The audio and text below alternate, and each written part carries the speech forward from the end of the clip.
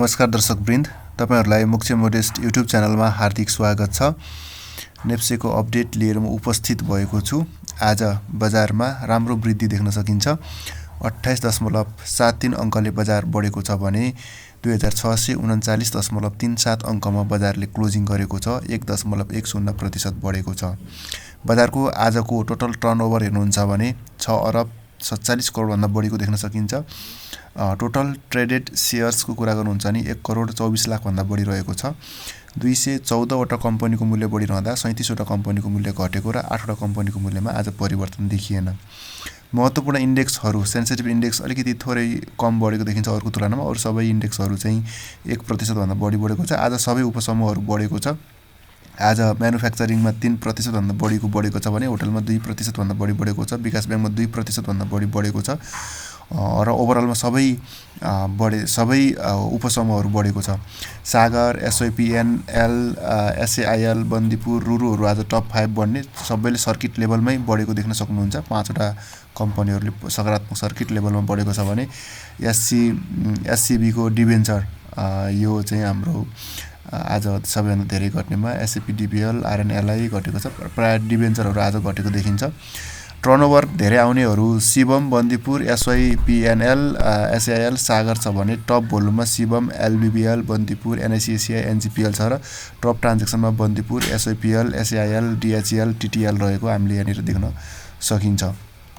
अब केही न्युजहरूतिर म थोरै अगाडि बढ्न चाहन्छु। प्राइस एडजस्टेड बिएसडिसी, यहाँ बिएसडिसीको मूल्य समायोजन भएको छ। 477 रुपियाँ 90 पैसामा अन्तिम कारोबार भएको थियो भने 455 रुपियाँ 14 पैसामा मूल्य समायोजन भएको छ।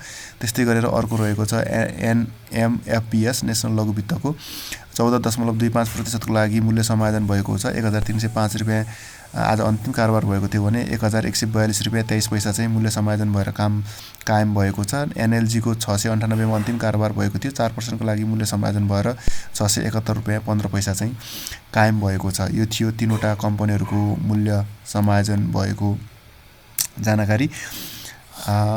त्यस पछाडि अरू त तपाईहरुलाई त्यस्तो धेरै के छ, यहाँ थुप्रै छ हैन। प्राय एजीएमको नोटिसहरू छ। पीएफएल सेयर स्वाप रेसियोको कुरा गरेको छ। 29th एजीएमको बुक क्लोजको कुरा गरेको छ पीएफएलको हैन। खासै बोनस दिने कम्पनीहरू हैनन्।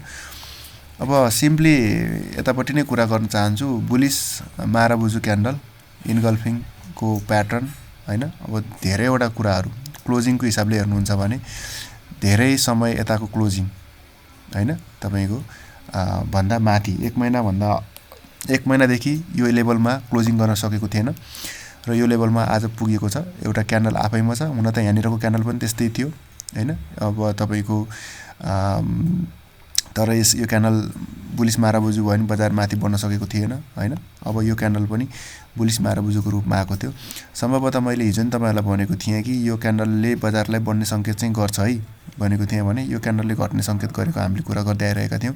तर त्यस्तो धेरै ठुलो फरक चाहिँ नपार्ने कुरा मैले तपाईहरुलाई भन्दै आइराखेको थिएँ। जियोस् हेरौँ, मोटामोटी हामीले टेक्निकली देखेको कुराहरूलाई मात्रै कुरा गर्ने कुरा मात्रै हो हैन। अब ठ्याक्कै मिल्ने ठ्याक्कै नमिल्ने भन्ने कुरा अब जियोस् मोटामोटी धेरै जसो मिल्ने भन्ने हो। यो एउटा छ, यो एउटा हाई बनाउँछ अनि एउटा चाहिँ यस्तो आएर यसरी जाँदा फेरि अबको एउटा हाईलाई ब्रेक गर्छ भने चाहिँ बजार एकदमै तपाईको लामो रेसमा जान्छ बजार। यदि त्यस्तो हुन सक्दैन भने बजारले फेरि केही साइडवेजकै कुरा, मैले साइडवेजको कुरा पनि तपाईहरुलाई आज बिहान भनेको थिएँ। साइडवेजको कुराहरुमा बढी फोकस हुन सक्छ। हामीले 2640 को ब्रेक खोजिराखेको हो। 26 को 40 को नजिक आएर चाहिँ बजार बसिराखेको छ। अब आजको भोल्युमको कुरै नगरौँ हैन। आजको भोल्युमको कुरा गर्दाखेरि यो भोल्युम भनेको 30 नोभेम्बरको भोल्युम पछाडिको यो ठुलो भोल्युमको रूपमा रहेको छ। अब एमएसिडीले गति लिन खोजिराखेको देखिन्छ। हिस्टोग्रामको बार आज अलिकति तन्किएको छ। एमएसिडी र सिग्नल लाइन पनि राम्रो अवस्थामा जाने तर्खरमा देखिन्छ। स्टोकास्टिकको अवस्था राम्रै छ।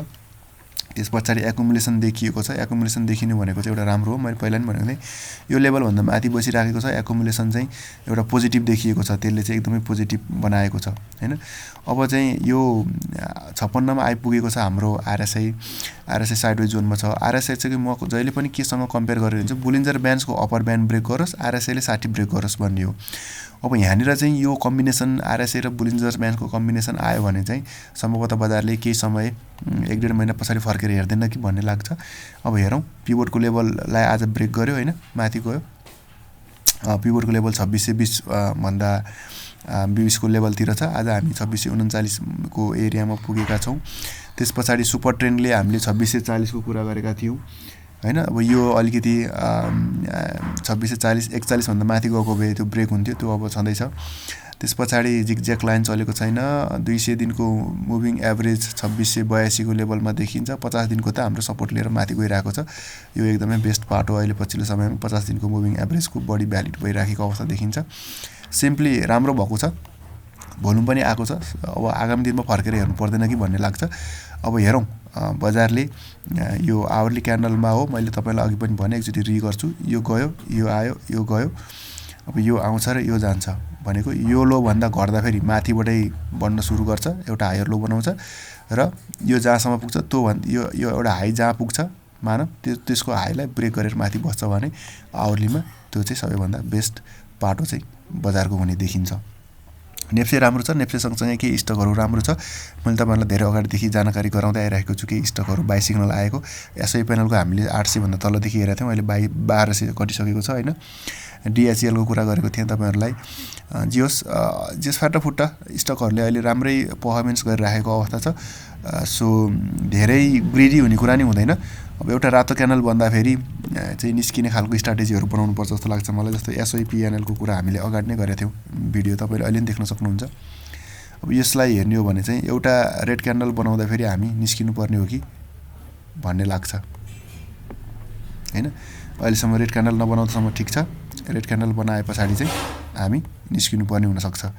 त्यो हिसाबले चाहिँ हामीले हेर्नुपर्छ होला जस्तो लाग्छ। अब यसलाई रेड क्यान्डल नबनाउन्जेल हामीलाई टेन्सन भएन होइन। यो अब तल माथि स्याडो देखिराख्ने कुराहरू, फरक पाटोहरू देखिन्छन्। जब रेड क्यान्डल बन्छ तपाईँले आवरलीमा नि हेर्न सक्नुहुन्छ। आवरली क्यान्डल हेरेर चाहिँ तपाईँले अलिकति आवरलीमा चाहिँ सिम्पली यो जाने क्रममा यसरी झर्यो, फेरि माथि गएर झर्यो, यो लेभललाई ब्रेक गर्न सकेन, यो तलै बस्यो भने, अनि यो लेभललाई ब्रेक गर्यो भने, यो नेक लाइनलाई ब्रेक गर्यो भने सेल गर्न मिल्ने अवस्थामा यसरी आवरलीमा नि हेर्न सकिन्छ भन्ने लाग्छ। ओभरअल यही सिनारियोमा मैले तपाईँहरूलाई जानकारी गराएँ। आजको यो भिडियो यति नै गर्न चाहन्छु। Thank you for watching.